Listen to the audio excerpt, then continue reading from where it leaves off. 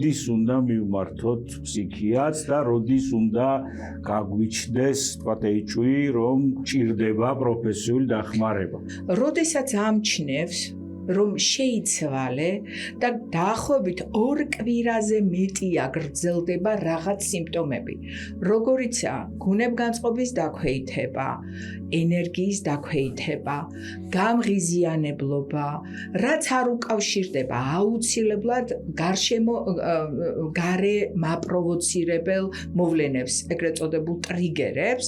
ამ შემთხვევაში აუცილებლად უნდა დავფიქრდეთ, რომ კონსულტაცია მაინც ავიღოთ ფსიქიკური ჯანმრთელობის სპეციალისტის. თუ მე მაქვს 2 კვირის განმავლობაში და მეტი ხნის განმავლობაში განგრძობითი ხარაქტეროლოგიური მოქმედებითი ცვლილებები, უცნაური აზრები, უცნაური ქცევები, რომელსაც მე შეიძლება ვერ ვამჩნევ, მაგრამ გარშემო მყოფები ამჩნევენ, აუცილებლად უნდა მივმართო ფსიქიკური ჯანმრთელობის სპეციალისტს.